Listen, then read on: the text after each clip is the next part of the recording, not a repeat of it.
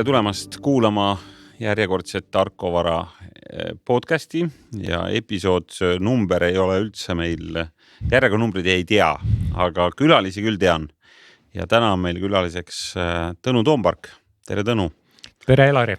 Ja ma ütleks, et kes sind siis ei tea, kes sind ei tunne? No ikkagi on need inimesi, ma arvan, et tänaval kõik tere ei ütle, aga on ka juhuseid, kus öeldaks ja ma tükk aega mõtlen, et kes see oli. Ja mille kõrval on Peep Painsaar. Tere. Suurepärane. No täna me vestleme kinnisvara turust, kinnisvara ärist, emotsioonist ja rahast ei saa ka mööda. Aga tegelikult tahaks natuke sinust ka rääkida, sinu isikust, et me siin eetri väliselt läks juba, ma kogu aeg tajun seda, et mikrofon peab ikka kiiremini käima minema ja ilma nii, et keegi aru saab, sest muidu kõik toredad vestlused jäävad sinna tahaplaanile, aga läheme kõigepealt sinna nende vanaema pannkookide juurde, millest ei tohtinud eetris rääkida. Ühesõnaga, sa oled täna kinnisvara analüütik, sa oled koolitaja, sa oled arvamusliider oma valdkonnas. Läheks korraks alguse juurde, kuidas sa siiani jõudsid? Mis sa teinud oma elus oled? No, et kui tänasest päevast tagurpidi lapsepõlve suunas minna, siis tänases positsioonis ma olen siin 16 aastat ja natuke rohkemgi olen iseendale tööandja, väike ettevõtja. Ma olin ennem seda, olin ÜIT ehituse, toona ÜIT ehitus, täna ÜIT Eesti müügi- ja turundusjuht, vist oli ameti nimetus või oli müügijuht või no üks kahest. Ja tegelikult tööle ma läksin FKSM-i niimoodi, et see siis vahepeal muutis nime. Siis ma enne seda olin veel erikinnisvaras, mis täna Pindi grupis on, toona ta ei olnud Pindiga koos. Siis enne seda ma olin Rime kinnisvaras, mis oli maakleri büroo paljuski, mis täna siis, millest tänaseks on siis, ütleme siis, moondunud reekinnisvara. Ja enne seda ma veel olin majandusministeeriumis, aga eks olen ka Õhtulehes reklaami müünud, olen sõnnikut visanud raha eest, olen põllul kõiki asju kõvlanud, kõiki asju rohinud, korjanud ja nii edasi ja olen ikkagi karjäär on ikkagi üle 25 aasta on siis siuke suund paigas kinnisvara valdkond. Ma ei tea, kas te teate seda Elari ja Tõnu, et teie sünnipäevad on ainult 3 päeva erinevad. Mõlemad olete augusti poisid, ma vaatasin järgi. Ja ma ei tea, kuidas teil oli, et mina mäletan omast ajast, et augustis sündimine oli omaegu tragöödiat, et kas sa läksid natuke varem kooli kui kõik teised, vaid just siis hiljem, et kas olid kõige noorem või olid kõige vanem klassis, et kuidas teil läks, kas teile see lapsepõlve muster on teid saatnud kindlasti, et te olete alaväärsuskompleksis või vastupidi olete sellised kõige kõvemad mehed? 0 klassi läksid? Mina 0 klassis ei käinud. Ta läks kohe 5. Ta on nii andekas. Ja ma olen nagu sellest teemast mingi spordi kontekstis rääkinud, kuivõrd ma ise küll spordis väga aktiivne ei ole kunagi olnud või pigem väga passiivne olen olnud, aga mu poeg teeb sporti siis selles kontekstis, et kui 1. jaanuar või 31. detsember võib siis määrata, eks, kus inimene võistleb laps. Aga mul nagu lapsepõlves selline mälestus puudub, aga see võib olla mingi allasurutud mingi tragöödia, eks, ja et võib-olla me ei peaks seda sikutama välja, aga ma ei tea nagu midagi sellist. Ma olin klassis vist, kui ma õigesti mäletan, mingi aeg vanuselt teine, aga tähendab nooruselt teine, et üks oli veel noorem, aga rahu tema põrmule. Minul on draama, nii et mina olin noor ja kõige väiksem ja läksin 0 klassi ja tead, lähme Tõnu juurde. Eks sealt tuleb see tõestamisvajadus, ma arvan, mis on teid saatnud läbi elu. See võib olla küll, jah, moel või teisele. No tänase karjääri juurde minnes, see on täna see, millega sa särad ja millega sa leiba teenid ja mida sa teed. Kinnisvaraturg elab läbi oma sessioone, kus me täna analüütiku silmavaate läbi oleme. No üks võimalus proovida ennast positsioneerida, on paigutada ennast kuhugi majandustsüklisse või kinnisvaratsüklisse, mis moel või teisel on enam-vähem sama, sest nad käivad väga sama jalga, aga see võis olla 2020 aasta 31 jaanuar, kui Swedbanki analüütik Tõnu Mertsina, huvitav, et paljud kõige paremad analüütikud on Tõnud just, aga parimad ütleme nii. Parimad. Tõnu Mertsina kirjutas Swedbanki blogis, et ühe päris hea kokkuvõtliku artikli sellest, et ega me isegi täna me ei tea, kus me oleme majandustsüklis, et me saame teada seda, kus me täna olime mingi aja pärast.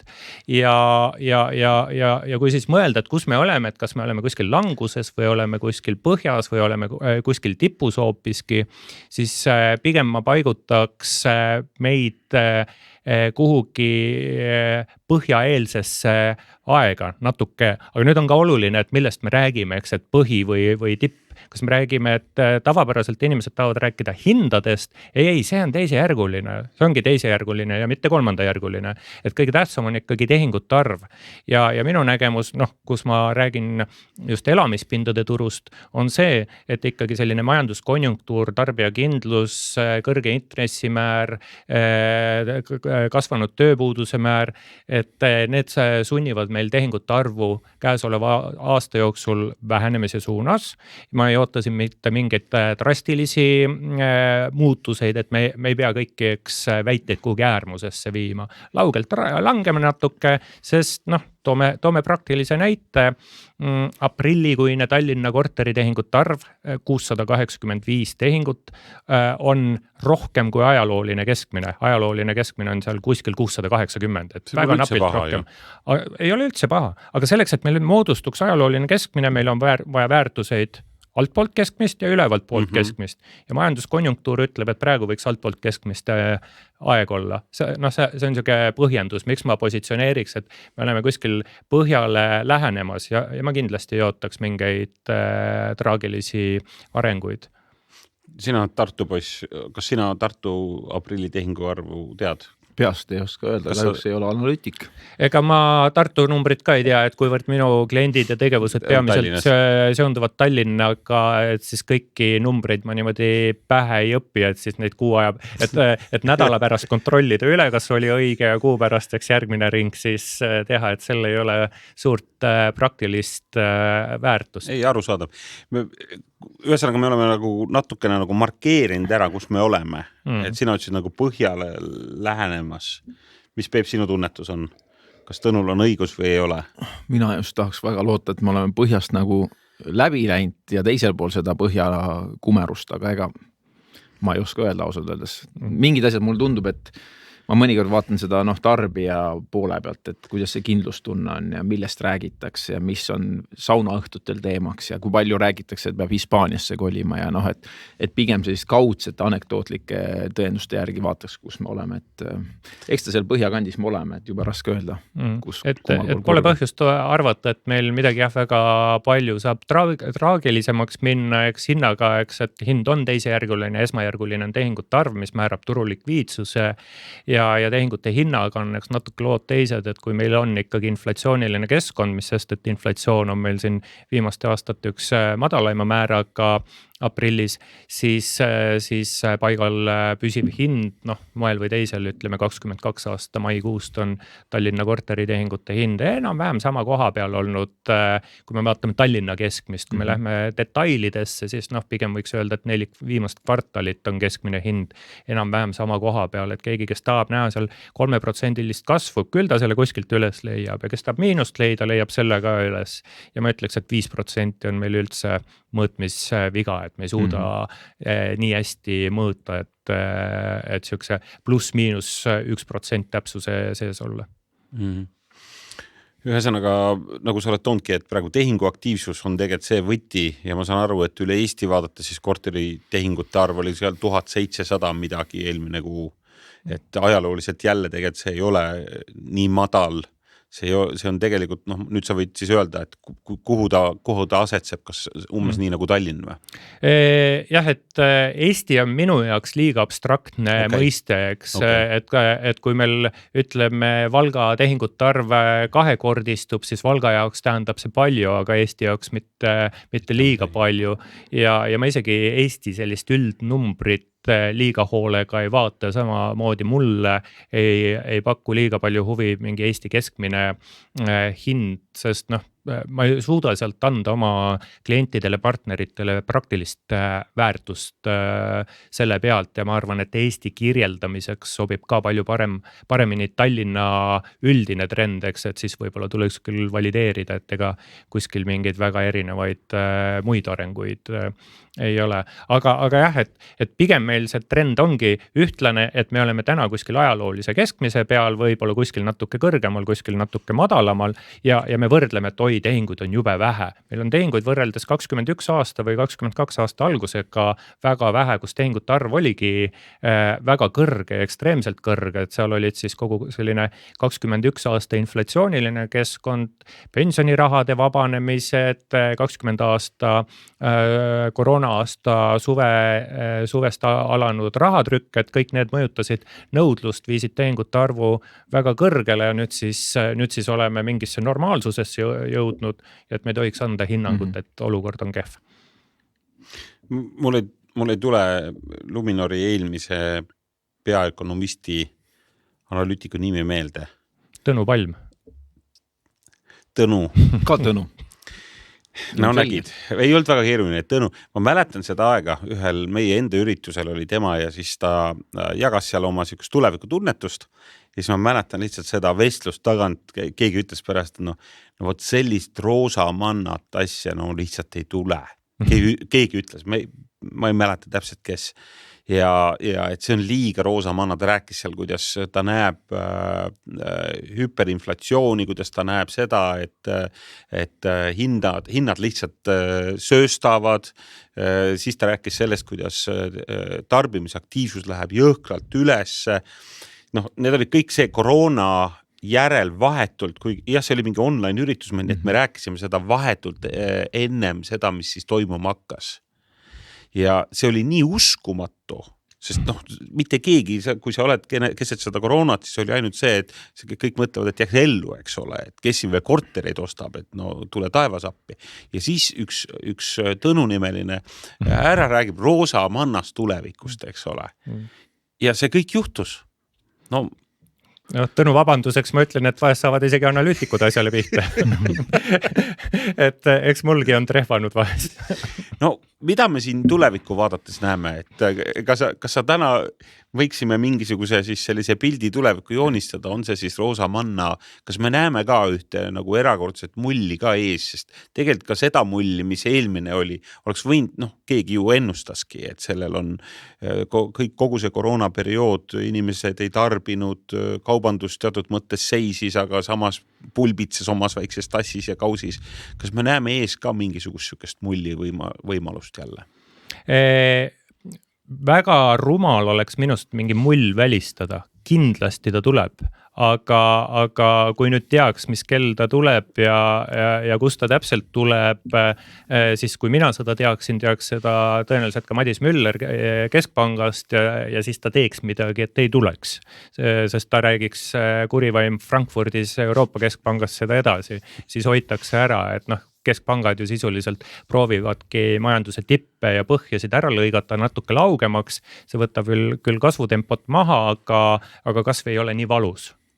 Sest nii tipud kui põhjad teevad kellelegi haiget. Eelkõige põhjad muidugi, sügavad põhjad. Et küll tuleb mingi järgmine mull, aga ma arvan, et me peaks kuidagi jääma ootama, et istume käed süles nii kaua, kui järgmine buum tuleb, et tegelikult ise tahaks nagu iga päev süüa, tuleks leib laual hoida ja üks asi võib-olla, mis mind mõnevõrra on häirinud 24 aastal, on see, et oodatakse mingit, et võluvitsa, et tuleb intressimäär, tuleb 3 peale, siis läheb jälle show lahti ja kõik pasunad hüüavad ja rahvas tormab kinnisvara tehingut tegema. Seda on nagu jube raske kuidagi tõsiselt võtta, et esiteks meil on selliseid, ütleme negatiivseid aspekte, mida ei tohi jälle äärmusesse viia, on ikkagi terve hulk, et kõrge intressimäär, mille langus lükkub ja lükkub ajas edasi. Küll aprillis ülespoole hüpanud tarbijakindlus, oluliselt ülespoole hüpanud tarbijakindlus hüppas väga madalalt tasemelt väga madalale tasemele, et väga positiivne, liikumise suund võib ka tähtis olla.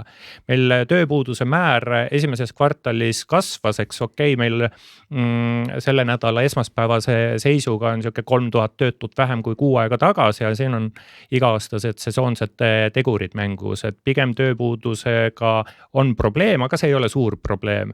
Et selliseid negatiivseid aspekte on ja intressimäär on neist võib-olla vast isegi kõige olulisem ja mis hoidis meie kinnisvaraturgu 2014-2015 kuni 2022 esimeste kuudeni väga aktiivsena, mis hoidis meil ostujõudu väga mõnusana, pigem siis hinda taskukohasena, lõpupool vähem. See oligi soodne intressimäär, soodsad laenutingimused. Pankadel oli raha, mida välja laenata, inimestel oli siuke väga pika perioodi, 10+ aasta perioodi keskmine palgakasv aastas oli üle 6%. Aga nüüd on üks suur küsimus, mis saab edasi? Kas me saame eeldada, et meil jätkuvalt iga aasta 6% palk kasvab? Paneme varsti Soomest mööda, siis paneme Rootsist mööda, siis jäävad norrakad meile tagant järele passima. No ei ole, nii kaua kui me teeme soomlastele ja rootslastele allhanget, nii kaua me ei saa neist mööda minna, et nüüd kõrvalmärkusena või joonealuse märkusena, et nii kaua me ei saa eeldada, et meie sotsiaalsüsteem või riik pakub meile ka nendega võrdväärset teenust.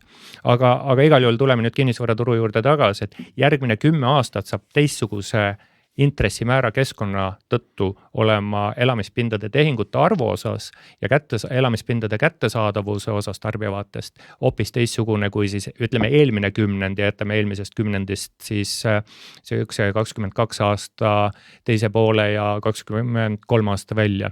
Et tehingute arv saab olema madalam, me ei pea jälle midagi äärmusesse viima, mõnevõrra madalam ja elamispinda koduostjal on keerulisem osta. Hinnatõus ei saa olema samas tempos ka. Võitis tuumaks? Ei, nii hull see asi ei ole. Ma mõtlesin jõudsin juba vahepeal edasi mõelda, et kuulasin su analüütilist juttu ja küllap sa kasutad Excelit päris palju enda igapäevases töös. On ette tulnud. On ikka ette tulnud. Kas sa oled seda tüüpi inimene, kes ka oma elu ülejäänud valdkonnad paned Excelisse? Et kas sul on nagu teada, kui sa oled puhkusele, siis see on sul Excelis, kuhu minna, mida teha, mis kell, mis toidupoest osta ja nii edasi. Kas sa oled nagu läbi ja lõhki Exceli poiss või? See oli kurv teemas, aga see oli väga kurv. Et mul abikaasa kunagi tegi, tema arvas etteheite, et sul kõik Excelis, kui asi Excelisse mahu, siis pole seda sinu jaoks olemaski. See oli kompliment tegelikult. Mina võtsin tema etteheidet komplimendina. Mul iga asja jaoks on oma tööriist, et puhkuse plaanimiseks pigem kalender näiteks ja nii edasi.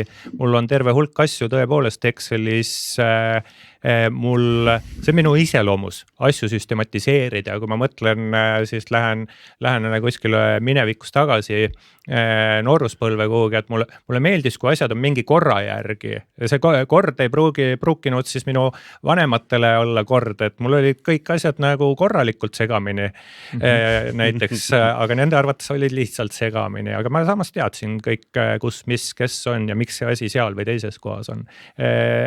Et siuke ja andmete korrastamine moel või teisel, see ongi see ju, mida analüütik teeb, et see on ainult üks osa tööst, et järgmine osa on siuke, et analüüs on üks osa ja süntees on järgmine osa. Aga võib-olla see avab nagu liiga palju juba sind kui inimest, et sa ei pea sellele vastama, aga et kas ma kujutan ette, et vaata kõike ei anna Excelisse panna elus.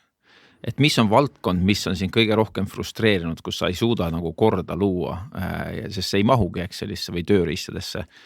On sellel mingi ühine nimetaja, kui sa vaatad tagasi oma elatud elule?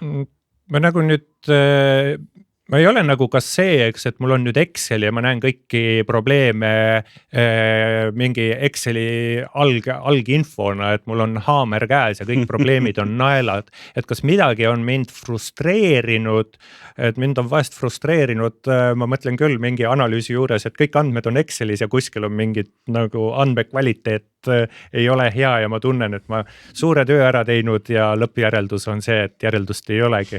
Aga et see nüüd, no see on üks töö osa, eks, et ma ei lase ennast sellisest asjast endast välja viia, et ma nagu võiks nagu vastata, aga ma lihtsalt ei oska nagu sihukest asja tuua, et see on praegu päris hea näide sellest, et meil oli nagu üks teemavoog praegu ja siis sa tulid ja ilusti sujuvalt. Jah, aga nüüd on küsimus, kas see frustreeris teda.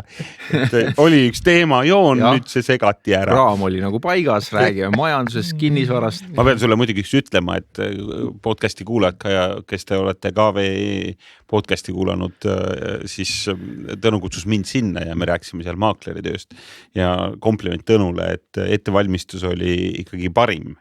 Seal oli süsteemne ütleme siis nagu teemade jaotus, et noh, ma usun, et täna me siis teeme seda natuke teistmoodi. No vaata, eks meid kuula ka erinevad inimesed, et kes kõik ei suudagi taluda lõpuni sellist kinnisvara süvaanalüüsi, et huvitav on see, et iga numbri taga on midagi rohkem, numbrid kirjeldavad elu, vaata, ja tegelikult iga analüüsi taga on veel rohkem peidus ja iga numbri analüütiku taga on inimene peidus ja nii edasi, et tegelikult on tore ka siin see on hea, ei, ma olen nõus, meie agenda täna ei olnud käinud süvaanalüüsi rääkida, kuigi see oli väga kiht, mis sa esile tõid. Just mulle meeldis see roosa manna tulevikust, mul tekkis selline paralleel, praegu kõik inimesed ootasid hirmsalt kevadet, no see sooja kevadet. Ja ma lihtsalt kõik meemid ütlesid seda, et kuulge ärge muretsege, see sai läbi juba see kevad ja suvi. Et tegelikult te lihtsalt ei pannud tähele. Et mulle tundub nagu, et see inflatsioon, mitte inflatsioon, aga intressi languse teema on nagu meie kevad. Et samamoodi, et see kohe tuleb, et kõik pasundavad järjest seda, aga ei jõua ära oodata. Eks ta ka on, et ma ise olen toonud paralleelina, et intressimäära langus on nagu silmapiir. Astudes silmapiirile sammukese lähemale, mis juhtub silmapiiriga, ta astub sammukese kaugemale. Ja et kui pool aastat tagasi räägiti, et aasta pärast on 6 kuu Euribor kuskil 2,5-2,6%, siis 3 kuud tagasi räägiti, et aasta pärast on 6 kuu Euribor 2,7-2,8 ja kui ma nüüd siin nädalake tagasi viimati vaatasin, siis ta on aasta pärast kuskil 3. Niimoodi, et nihkub kaugemale järjest on silmapiiril, püsib, me kogu aeg näeme teda, aga eks siis tõenäoliselt ikka juunis midagi tuleb, et ka Madis Müller andis sinna Eesti Panga sellises majandusülevaates väga, ütleme, keskpankurile mitteomaselt julge vastus, et tuleb alla. Et see oli väga, väga üllatav, et keskpankur midagi nii veendunult väidab. Peep, ennem sa nimetasid ka, rääkisid sellest rahva kindlustundest ja ma tean, et sa käid ärimeestega trenni tegemas ja saunas aga räägi paari sõnaga, mida saunas kinnisvarast räägitakse, et hari selles mõttes meid ka korraks, et ma tean, et mingil hetkel tasub taksojuhte kuulata, mida nemad räägivad kinnisvaraturust ja aktsiaturust ja mis soovitusi nad annavad, aga tegelikult ju tõde tuleb välja saunas. Jaa, ei, meie saunavestlused on hästi põnevad, need on peamiselt täidetud kirumisega valitsuse ja rohepööre teemal, ausalt öeldes kinnisvarani asi ei jõua, sest asi juba ennem läheb kraavi ära ja see on põhimõtteliselt seda, kuidas me riigi aparatuur on jõhkralt liiga suur, seda tuleks 3% võrra kärpida, on ühe sõnaga, tuleks teha julgeid otsuseid, me reguleerime kõik asjad üle, alates millest iganes, mida tohib teha, mida ei tohi teha, alates kütustest kuni ma ei tea, milleni iganes on ju, et ja rohepööre saab iga hommik ka puid alla, nii et selles mõttes kinnisvarast me väga ei räägi, et see on elementaarne. No aga rohepööre ja kinnisvara, see praegused need uued regulatsioonid, igalt poolt pressivad peale, kuidas sa Tõnu seda kõike näed? No ütleme, mina olen rohepöörde kauge inimene, ma ütleks, et ma olen siuke salaroheline, et ma ei tulnud siia autoga erinevalt mõnest, vaid tulin 2 ratta peal ja minu peamine liikumisvahend on jala Tallinna linnas. Ma olen siuke salaroheline, aga ütleme, et ma vaatan nagu, mina tegelen kinnisvaraturuga ja seal siis seal juba siis on kas roheline kaup või ei ole roheline kaup või roheline tulemas.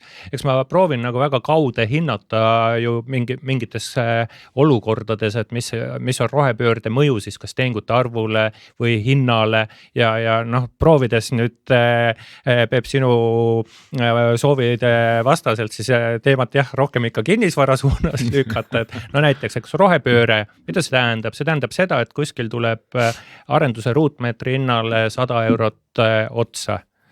Tuleb jälle mingi lisanorm, mingi lisapaneel, mingi ventilatsiooni norm tuleb. Ja mida see tähendab, et kui me kujutame ette, et meil on mingi inimeste rikkuse püramiid, kus kõige ilusamad, kõige rikkamad on tipus ja all siis vastavalt siis vähem ilusad, vähem rikkad ka. Ja et siis 100 €, et see ei pruugi nagu korteri mõttes olla, 6 tonni, mis see on köki-möki keskmine korter, aga ta ikkagi tõmbab mingi kihi alt ära jälle. Ja siis, kui tuleb norme, tuleb jälle juurde, eks, reguleerime jälle midagi üle, siis vasakpoolne ajakirjandus ütleb jälle, et seda asja ei ole reguleeritud. Üks pakatöö lõpeb ikkagi sellega, et valdkonda tuleb rohkem reguleerida, magistritöö järeldused on see, et valdkonda tuleb rohkem reguleerida ja tuleb haridust selles valdkonnas edendada. Doktoritöösse tuleb võib-olla siis mingi punkt veel juurde. Nii et eks ja jälle iga selline norm võtab nõudluselt ühe kihi maha, ostjaid, potentsiaalseid ostjaid, kes üldse suudavad ostutehingut teha ja ka soovivad seda teha, on vähem, järelikult elamufondi uuenemine seetõttu väheneb, seetõttu elamufondi kvaliteet halveneb, elamispindade kättesaadavus halveneb. Nii et see on minu arvamus rohepöördest. Aga eks seal ole ka, eks, et ei ole ainult asjad mustvalged, et kuskil on ikkagi mingid positiivsed trendid ka. Ma moel või teisel arvan ikka seda ka, et ega arendajad eriti olukorras, näiteks kus hinnakonkurents on väga tihe, ega neil puudub väga motivatsioon toote arendamiseks ses mõttes, et teeme siis, pakumegi paremat kvaliteeti, eriti just buumide ajal, et siis lahmitakse, et kõik läheb müügiks, pole vaja toote kui sellisega liiga palju vaeva näha, et selline arendus oleks, tootearendus oleks aeglasem, kui riik tagant ei lükkaks, aga eks igal pool oma head ja halvad küljed. Sa nimetasid, et see tulevik on selles mõttes, või kuidas sa ütlesid, et pigem nagu kättesaadavus halveneb, kvaliteet halveneb. Ma saan aru, et kvaliteet kihistub, kuskil on just väga hea ja kuskil on hea ja kuskil on siis, et just need halvad kihid suurenevad, kuhu pole võimekust investeerida, kus getodesse tagasi. Geto, mina umbes täpselt 25 aastat tagasi mais, ma arvan, võis see olla 99 aasta, istusin Kopli 101, see oli toona Tallinna Tehnikaülikooli majandusteaduskonna hoone, istusin seal oma sotsioloogia õppejõu Katrin Paadamiga ja tema nagu väitis seda, et ainus koht Eestis, mis geto definitsioonile vastab, on mis, mõelge nüüd hetk. Andsin teatava vihje juba Kopli 101, eks, Kopli liinid. Ja nüüd siis, eks eelmine nädal sai Kopli liinide arendus just tänu sellele, et nad pöörasid midagi täiesti nagu mustast valgeks, said siis kinnisvarateo aasta auhinna Eesti kinnisvarafirmade liidult ja nüüd me mõtleme, et mustast valgeks, kas valge on siis parem? Tartus ei ole getot. Hiina linn oli, getoda vaevalt oli, slum oli, ma ei tea, mis asi seal vahegi on slummil ja getol, aga et seda enam ka väga alles ei ole, Tartus ei ole getosid enam. Meil ei ole kummalgi linnas. Millal Tallinnas see tekib geto või slum jälle? Ma arvan, et Eesti ühiskond ta on liiga, ütleme selline püramiid on liiga lame selle jaoks, et meil kuskil oleks mingi hulk vaeseid eluheidikuid, noh selgelt me saame öelda seda, et kodutus on probleem, noh ühest küljest nii kaua, kui on üks kodutu inimene, et probleem on siis olemas, aga see probleem ei ole selline, kus meil mingid telklaagrid parkidesse tekiks või inimestel, kes on tõesti hädas, siis neil on mingid majutusvõimalused olemas. Aga no selle sama juurde minnes, et kättesaadavus küll väheneb, aga noh, inimeste see sama nagu koduvajadus, soov elada natukenegi paremini nagu ju säilib ja ei usu, et see kunagi ära kaob, et elaksid sa siis telgis, siis sa tahad kuskile varju olla ja nii edasi, et kas see tegelikult võib tähendada seda, et ikkagi toimub mingi meie väikelinnade ja see ma otsin nüüd seda sõna hajaasustus. Jah, hajaasustus, valglinnastumine, et see kõik jätkub, et kas me näeme hoopis seda jätkumas? Ja, et inimeste soovid on, eks alati tahetakse paremat ja tahetakse rohkem, eks nüüd mõtleme korra rohepöörde peale veel. ja majandusteooria üks alusprintsiip on see, et inimese soovid on piiramatud. Niimoodi, et üks asi on soov, aga jah, et kuidas majandusteaduses asjad defineeritakse, mis on nõudlus on soov ja võimekus siis mingi tehing teha, ostupoolel tehing teha. Niimoodi, et soovid on küll suured, kas võimekus ka järgi tuleb.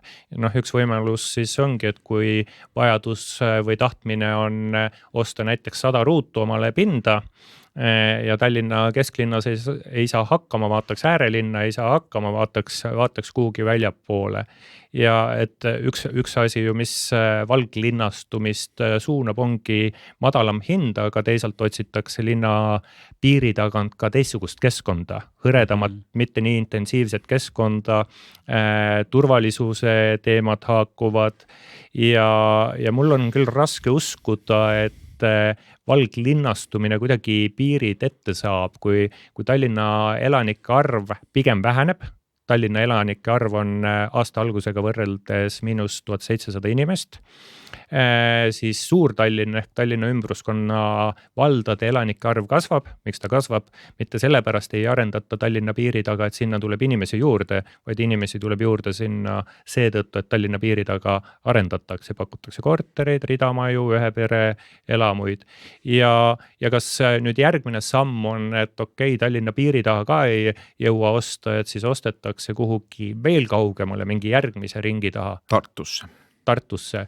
Jah, eks Tartul ole oma selged analoogiad Tallinnaga, aga kas keegi läheb nüüd Tallinnast Tartusse? Noh, tõenäoliselt pigem mitte, sest vaadatakse ka töökohta ja noh, jah, et siuke Tallinna asemel Tartusse, et ma olen näinud kuskil mingeid kuulutusi. Ostan maja Tartu, Põlva või Võru maakonnas, et minu jaoks täiesti arusaamatu, otsusta ära, no mis sa tahad, eks kus sa tahad elada, et see ei ole nagu ju päris nagu sama kant, et Eesti kaarti kaugelt vaadates on, aga no Tallinnast vaates on see kõik üks kant. Jah, aga et see on nagu suur küsimus, mis saab väikeasumitest ja võib-olla selline kinnisvara buum, mida me moel või teisel 21 aastal nägime, kus hinnad läksid üles, siis seal oli teatav selline positiivne efekt, et eluruumide hinnad läksid kõrgele ja nad lähenesid ehitushinnale. Ehk siis motivatsioon ehitada, motivatsioon oma olemasolevat eluruumi renoveerida, hoonet renoveerida mõnevõrra siis suurenes, et vastasel korral, eks, kui ehitushind on väga kõrge ja sellega võrreldes turuväärtus on väga madal, et noh, mida rohkem ma investeerin, seda rohkem ma kahjumit, küll sellist virtuaalkahjumit toodan endale, et see võib-olla see probleem mõnevõrra leevenes. Eks me näe, kas siin efekti ka on, et ega päris kindel ei ole. Üüriturg on ka alati alternatiiv, aga ma ei saa sellest jagu, et noh, me räägime, et eestlane on ju kinnisvara usku, et ta tahab omada, aga noh, mitte kuidagi ei näe, et uus põlvkonnal, et ma küsin näiteks oma pojalt, on täiesti uus põlvkond, et noh, pojake, et sina siis enam ei oma, sina saad nüüd üürikorteris õnnelikult elada, et seal on institutsionaalne investor, on selle omanik, tema ei tule sinu ütleme siis neid mõõdikud kontrollima ja ära üldse muretse, et sa saad elada seal elu lõpuni, nii nagu Berliinis. No sihukese jutuga ei osta ta mitte midagi. Seda juttu ta ei osta, et tema tahab omada. No vaat jälle, eks nõudlus on see, et ikkagi soov ja võimekus mõlemad peavad olema täidetud. Okei, sa ütled, et meil on säilinud ikkagi võimekus veel. Ma sinu poja kohta ei taha midagi. Ei, ma mõtlen, et Eestis uuel põlvkonnal ma mõtlen, et minu jaoks on see, et kui me räägime seda, et toodame üürikortereid ja inimesed kuna osta ei saa, siis aga siis järelikult ikkagi saavad. Ikkagi jätkuvalt on see võimekus olemas. Ma räägin sellist keskmisest. Ja, et võt ma siin pidasin pikka tiraadi ennem, et järgmise 10 aasta turul on ikkagi intressimäära keskkond loob hoopis teise keskkonna ja eluaseme ostmine on kallim. Just siis, kui on vaja kaasata laenuraha, sest laenuraha on märksa kõrgema hinnaga. Ja mida see tähendab? See tähendabki niimoodi, et inimene hindab alternatiive, kas ma ostan või võtan üürile. Ja kui inimene võtab korteri üürile natuke nagu liiga kalli enda jaoks. Ja siis ta teeb veel paar nagu otsust, natuke liiga kalli auto, oleks hea ikkagi, kui on kallis auto, eks, et siis kas poisid vaatavad või tüdrukud vaatavad või keegi ikka vaatab siis, kui on ilus auto. Ja see tähendab seda, et inimesel jääb vähem raha, akumuleerub vähem raha mingiks ostutehinguks kuskil tulevikus, et ei kogu oma kapitali, oma finantseeringut. Ja pigem tähendab see seda, et üüriturg laieneb aga ütleme nagu rahvastikutrendid või sellised kinnisvara suured trendid, üürituru trendid, need on väga aeglased. Et üürituru osakaal igal juhul on suurenemas, sest elamispindade kättesaadavus on kehvem, sest intressimäär on kõrgem. Ja ma arvan, lõpuks suures pildis on see, et lõpuks riigina me saame aru, mis on ka esimesed, rohkem tuleb praegu meediafronti, et see demograafiline olukord ja ainuke viis, kuidas me riigina ellu jääme, on läbi sisserännu kasvu põhimõtteliselt, et nemad ei tule siia ostma asju. Ma arvan, 20 aasta pärast oleme sarnasemad juba Lääne-Euroopa riikidega selles mõttes, et kindlasti seal tekivad mõned slummid võib-olla ainult sisserännanutest, tekivad sellised üürikorteri vajadused, ma arvan, sealt poolt. No jah, et kui me vaatame näiteks ka täna üüriturul, et kes meil oli siin veel üle-eelmine aasta ja veel paar aastat minevikku minnes, kes meil on olnud näiteks väga suured üürnike grupid, ongi mõned, kes on mõnevõrra tõmmuma nahavärviga ja kas nad siis töötavad Boltis kuskil roolis või nad on Boltis arvuti taga, eks ütleme, laiendame siis kogu IT-sektoris, siis see on olnud väga, väga oluline segment üüriturul ja kui meil saab olema rohkem mingit sisserännet, siis väga loogiline, et nad tulevad esmalt üüriturule ja siis vaatavad edasi, kas astuvad ostuturule ka või mitte. No, meil on väga värviline episood, me oleme rääkinud erinevatest sektoritest, erinevatest emotsioonidest. Prooviks kuidagi midagi kokku võtta, et kui me räägime kinnisvara tulevikust ja rääkisime sellest, et see kättesaadavus väheneb, rahahind arvatavasti on kallim, inimesed peavad otsustama, kas nad siis üürivad või nad ostavad ja see sõltub siis sellest, kas sa saad endale seda lubada. Elari, nõudlus on soov ja võimekus käsikäes. Jätta see meelde tänasest. Ma otsisin seda sõna. Okei, võtaks kokku selle, et demograafia ei näita head Eesti jaoks vähemalt ja me peame justkui inimesi peab see juurde tulema ja loodustühja kohta ei salli, siin midagi toimuma hakkab igal juhul. Et me näeme ühel hetkel, et kas meil on siis tõesti migratsioon on täitnudki selle või me oleme ise õppinud kuidagi iivet tõstma või tahame tõsta. Aga igal juhul kinnisvaraturg on see sama nõudluse põhine, et kui ikkagi inimesed tahavad paremini elada ja ärid suudavad ka ju lisaväärtus pakkuda, et ju ju siis tulevad ka neid uusi kodusid juurde.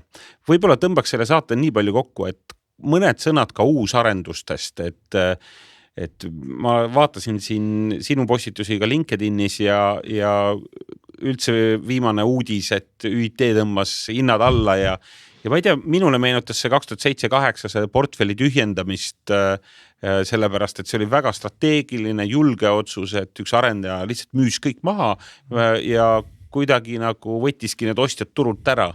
Ja praegu ma lugesin siis konkurentide ja kõigi teiste kommentaare, et te saate valesti aru, et see on turunduskampaania ja tegelikult, mis sa selle kohta ütled? Ma enne ütlesin, et Tartu näitab, neil on ka Tartu üks objekt, mis nad hinnases, et see oli väga ebaõnnestunud objekt minu meelest ja seda nad ei saagi sellise hinnaga maha müüa. See oli lihtsalt, kui tahad maha müüa, siis selles asukohas hinnad on valed. Ütleks niimoodi, et ÜIT kampaania hinnad alla lasta, et märkusena, et ÜIT on olnud minu tööandja ja hea tööandja. Aga et ÜIT otsus hinnad alla lasta, et see on suur samm ettevõttele, väike samm kinnisvaraturule. Et see on nagu üle tähtsustatud ja tegelikult kui päris aus olla, siis müts maha, ÜIT on saanud kajastust kõikides kanalites. Sajaga. Et mina siis paadunud tallinlasena vaatasin Päevalille 17 maja hinnakirju hinnadeks, et mis käib meediast läbi? Kuni 16%. Just. Tegelikult -10 oli keskmine. Natuke vähem isegi, ühekohaline number oli tegelikult, kui ümardada. Kui ümardada, siis oleks 10. Niimoodi. Ja nüüd siis jõudis hinnakirja hind samale tasemele, kus ta oli aasta tagasi. Projekti, natuke rohkem kui aasta tagasi projekti müüki tuleku hetkel, et kas see on nüüd nii suur asi, et moel või teisel tõepoolest, eks need, kes mäletavad 2008 aastat, kus mina enam ÜIT-s ei olnud, kus ÜIT lasi hinnad alla ja oli esimene, kes liikus hinnalangetust, kuidas öelda siis sellises avangardis ja oli kogu aeg teistest sammukese võrra ees ja sai oma suurest, oli siis vist 300 korteriga portfellist sai lahti. Et täna need mahud on eks palju väiksemad, 70 korterit. Mis tõttu ma ütlen, et see ei ole nagu turuvaatest üldse oluline ja et Tallinna kortereid, eks ikkagi Tallinna uute korterite turg ja Tartu uute korterite turg ei konkureeri omavahel. Nii et need on kaks isoleeritud juhtumit, et kui nüüd Tallinnas 40 ja paar korterit peale saavad -10% hinnasildi, siis tegelikult sihukest 5-10, võib-olla isegi 15% erandjuhtudel ka suuremat allahindlust pakutakse ju alates 2022 aasta energiakriisi sügisest alates moel või teisel, kas seda pakutakse läbi panipaikade, parkimiskohtade, köögimööblite ja nii edasi, kommunaalkulude kompenseerimise, Euribori kompenseerimise ja et nüüd tehti siis sihuke avalik samm, et tegelikult, et ongi see hinna alandamine ja soodustuste pakkumine, et see ongi sihuke kardinate taga toimunud ja üks ettevõtte tõmbas kardinad eest ära ja sai sihukese meedia tähelepanu, et ma ütlen 5+ väga hästi tehtud ja kui sealt nüüd ka mingit müüki ei tule, siis ma väga imestaksin, et ma olen kindel, et nad loevad oma kampaania õnnestunuks.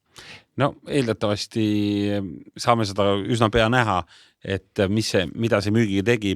Lihtsalt ajalooline mälu oli see, mis praegu kuidagi esile tuli. Ja ma tahan selle asja ka öelda, et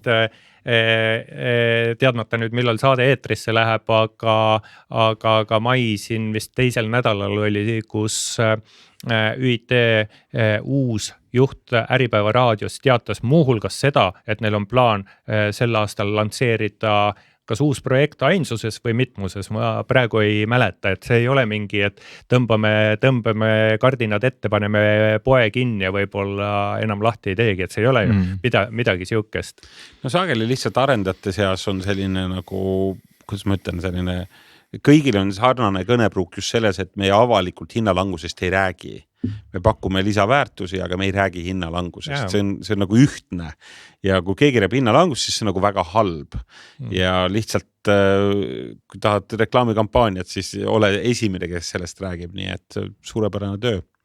Tõnu, sinuga on väga lõbus ja ma ütleks, et sa oled hea analüütik ja lisaks sellele hea vestluskaaslane, nii et sinuga on olnud väga mõnus peaaegu need 45 minutit rääkida. Ja sinu hästi suur eelis on see, et su eesnimi on Tõnu.